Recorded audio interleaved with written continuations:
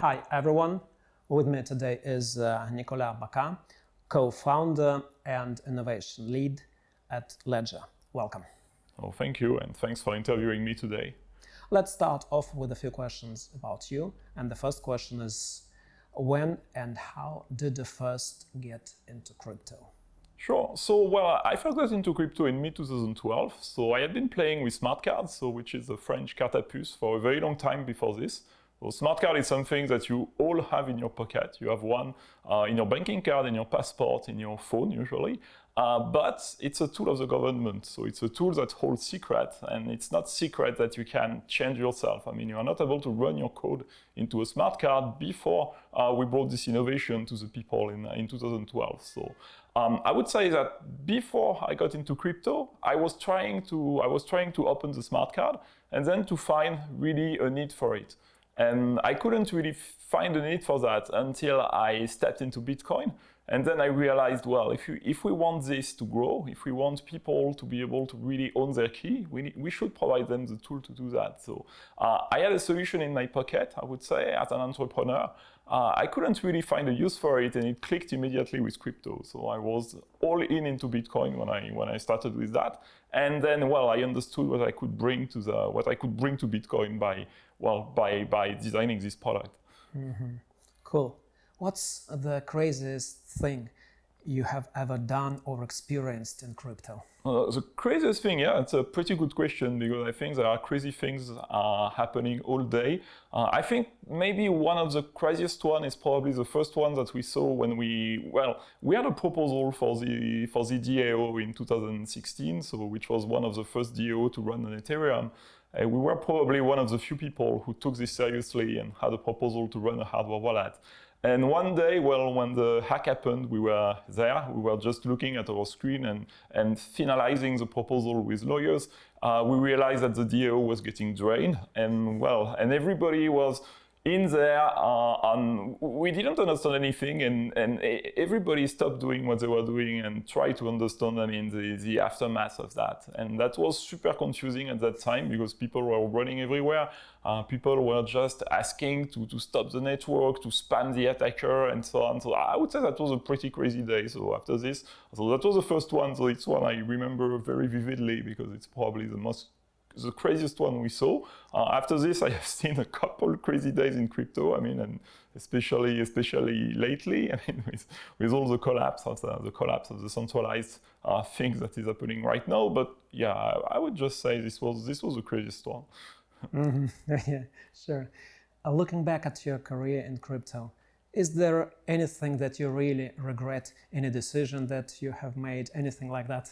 Probably not really regrets. I would have liked to see things develop a little bit differently. Maybe at Ledger, be a bit more unified, because between the different things that we have been launching, I see the enterprise business as getting a bit like the consumer business, but I would have extended more, I would say, the consumer business to be similar to the enterprise business if I had to do it again. So because we have an architecture which is pretty open, with the HSM, so the hardware security modules that we design, I would have liked probably to open it a bit more, and to have things that run together a little bit more smoothly. But I am just saying this from a technical point of view. I would say the company has been pretty successful, so it's more like, just things that come back to my mind, sometimes, and stuff that I would have pushed differently. Mm-hmm. Now, I want to ask you a few questions about wallets. The first question is, if you have to persuade a person to buy a hardware wallet as opposed to a software wallet, what would you tell them, or what advantages would you try to highlight? Yeah, so I would say that today we have absolutely no way to keep secrets in software. So there have been some improvement done with mobile phones, because you have some kind of shared hardware architecture you can use to keep your keys.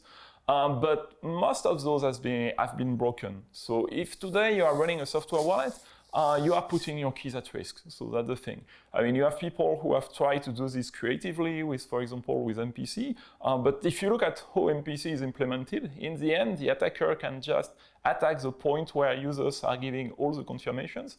That point is your phone. So even if you don't have, I mean, even if you have something like this, if you don't have dedicated hardware, you have a big problem.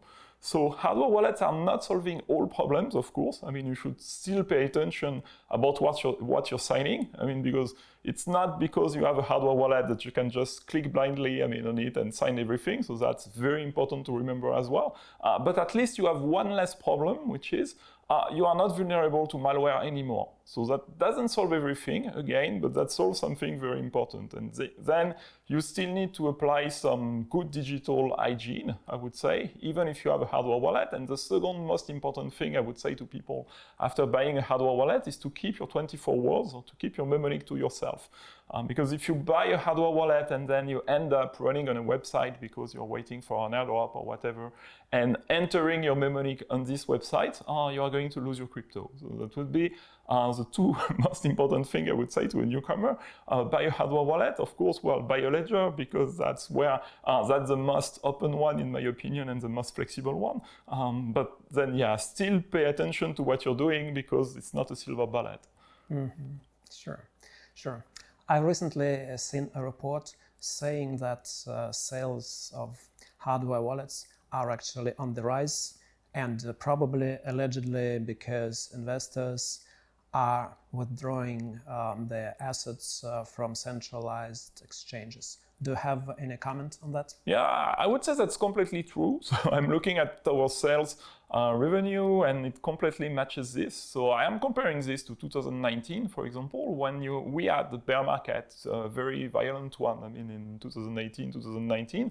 And well, then our sales were pretty low because the sales of hardware wallets usually are strictly correlated to the interest of people in crypto. So when we are in a bear market, I mean, people just don't care about crypto anymore and our sales collapse. And that's not the case at the moment. So we have seen for a few days during the bear market that sales had been going down.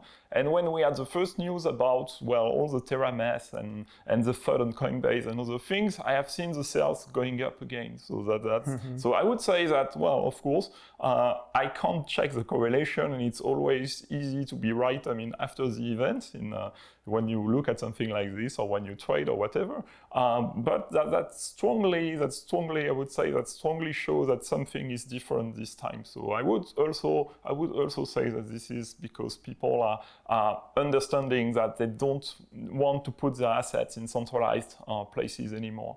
Mm-hmm. And my next question is about the marketplace for NFTs, which Ledger recently launched. Could you talk a little bit about that? Yeah, sure. So that's a very new product we have been announcing. So there have been plenty of NFT marketplaces. And right now, I would say the interest in NFT is not what it was 6 months ago, typically. But we want to bring something different to the market. And we want to bring an experience where everybody can be secured. So that's really what we wanted to do. So we are securing users. So that's something we have been doing for a long time. We want to secure artists. So when they mint, we want to offer them the best possible security so that they can check that they are getting the revenue properly. They can check that they are putting their assets, I mean, as they were, that nothing has been corrupted, that they won't fall victim to a lot of scams, I mean, which usually are targeting NFT artists because they are less tech-oriented than people who have been in the community for a very long time. So we want to offer an experience where security and ease of use is paramount. So that's something I would say that we can do a bit differently. And also, since we are running on dedicated hardware devices on which we have a root of trust, we will be able to offer dedicated services to people who are accessing the platform through Ledger. So typically, if we open the platform to external users and to users who have ledgers, Ledger users will be able to enjoy a better version of the service, to summarize. Mm-hmm. Cool. Staying on the subject of NFTs, so far most NFTs have been pretty much JPEG images. Mm-hmm. Can you imagine any real utility in the near future, like using NFTs for concert tickets or as proofs of hotel reservations, anything like that? Can you imagine that? Yeah, I can totally imagine it, because I would say that yes, people are seeing the JPEGs today because NFTs are digital property. So when you have digital property, the easiest is just to buy something and to flex it. So today, yeah, you just want to show your collection around, but NFTs are pretty much more than that already today. So if you look, for example, at your ENS domain on Ethereum, it's an NFT. If you look at a Uniswap position, it's an NFT. So I would say we have plenty of use cases already for NFT. In the future, I think we can just consider it as digital property that you can move around and on which you can interact with different protocols. So people will probably stop saying that they are interacting with NFTs. They will just say, okay, I own my house, I own something. And I can put it as collateral. I can use it to vote. I can use it to vote somewhere because I know that this is an item showing my reputation, for example. So I think we will get more and more used to that in the future, and probably, we will just get used to digital property. So something that was completely impossible to do before blockchain because we couldn't do it without a third party. So which is really the revolution that our industry has been kickstarting. You have already mentioned that we are in a bear market now. Of course, I won't ask you to try to predict how long it will last, but what I'll ask you is about general implications of this bear market for the crypto industry. Is anything good going to come out of it? So I think this bear market is probably different from the other one. So people are saying that we always build in a bear market, which is true, I think, because people can focus on designing stuff rather than looking at the price of tokens all day on their screen. So that's a given for all bear markets. But for that one, the different part, in my opinion, is that we understand what caused the collapse. So there is a global collapse first in the economy, and we are just following it in the end. So we can think about how we can contribute to fix the global economy. So Bitcoin will probably play a role in that. With inflation popping up everywhere, so we will think about more solutions to put Bitcoin in the hands of everybody. I think that's one important thing that we will build in this bear market. And on our side, because of course there has been a global collapse, but we participated somehow with our industry, by interlinking everything together. So today is a big mess that was caused by Terra and by the collapse of other assets is that we have been running solutions that were too centralized, and we have been running solutions that were connected together without really understanding how connected they were. So I think this bear market will give us an opportunity to understand those mistakes, to build things that are more decentralized and to build things that are easier to audit than what we had today, so that people can raise red flags when this happens. Because a lot of things, that happen had been easy to predict. The Encore collapse, for example, people could just look at the TVL, the variations of the TVL, and I think we will build those tools. To let people monitor and use crypto safely in the next bull market. Mm-hmm. You've just mentioned this Terra Luna collapse, and there have been similar things. But still, what do you think is the biggest lesson that the industry can learn from the Terra Luna disaster and other collapses? What's the main takeaway from that? Yeah, the main takeaway, in my opinion, is that we should be less centralized. So we should be better understanding what we are doing. We should. The blockchain is here to bring us transparency, and we didn't really use this transparency. We broke it because there were a lot of deals done under the table. Between different companies, and we should not do this anymore. It's like, we should, when we have solutions that give us transparency, we should just use them. So saying that we are decentralized and in the end going back to the worst parts of finance just faster. We have been pretty much running through everything that has been plaguing the traditional economy, since the 19th century, but just in a faster way. We should stop doing that. Mm-hmm. Of course, decentralization is very important, and one of the tools that is used in decentralized systems is DAOs, decentralized autonomous organizations. What do you think? Is there a role for DAOs outside the crypto industry, some real world use cases? I think we don't really see it at the moment because we have trouble interacting with DAOs in the crypto industry already. So we haven't really cracked the governance issue.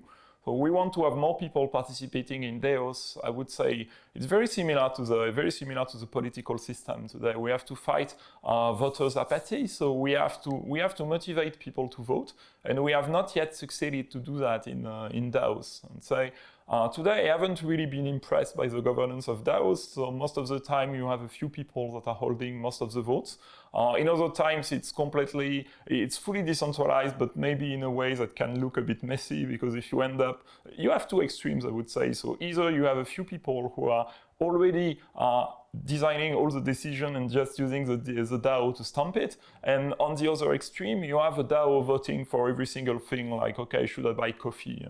Maybe I'm exaggerating a little bit, but that's the idea. So I think once we manage to find incentives to get people to vote and to get people to participate more in DAOs, that's probably the best takeaway we could apply in the real world, because then we can use it probably to fix our political systems, and where you can see that, well, less and less voters are participating. So once we manage to crack this for DAOs, I think it will give us some interesting insights.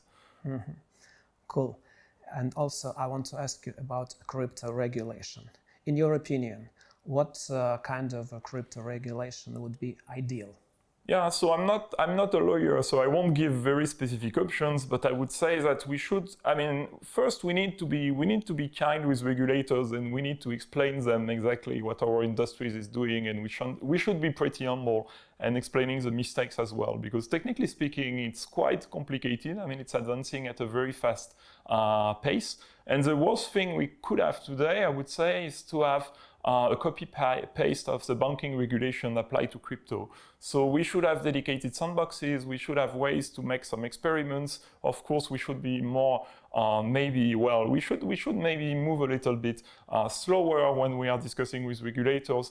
But in my opinion, a good regulation would be a regulation where everybody is listening to each other. So at some point, it will probably end up with more KYC, typically for the crypto space. But KYC, you have a lot of different flavors of KYC. So again, at the most extreme part of the spectrum, you have a KYC where you are providing all your documents to everybody. And I would say that's already what we have today when interacting with a centralized exchange. And that's pretty bad. And that's even worse if we generalize that. But on the other end of the spectrum, we have decentralized IDs. We have a KYC that you can run only once, and then you can run, for example, zero knowledge proof to demonstrate some parts of your identity and to give that to the exchange instead of sending all your documents to the exchange, which is way more interesting and something that we can pioneer in crypto.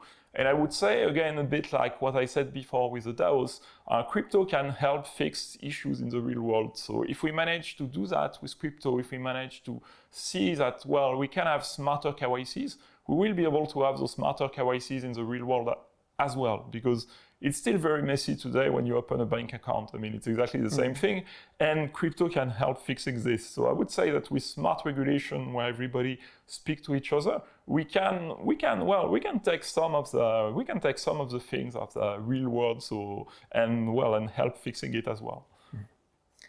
And my final question is about Metaverse.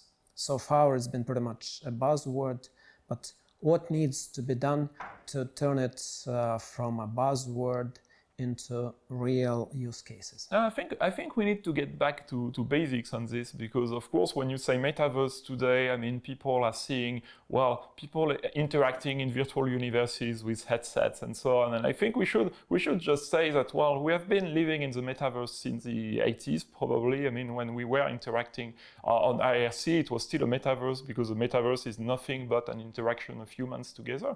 The difference that we can push with crypto and with digital property is that for the first time we can own this property, and so when we interact, we can own the content that we bring to the system. So we should push for more places like this. So we should push for more decentralization, for more openness. And for me, the metaverse is it's just a rehash of what we did. But this time we will own the content. And this time, if we build solutions that use our content, the revenue extracted from these solutions will be distributed to everybody. So that's my vision of the metaverse, I would say. It's a vision where we keep our data, and if someone makes some interesting revenue from the data, I share with everybody, which is very different from the metaverses that we have now with Facebook, Microsoft, and all those large companies.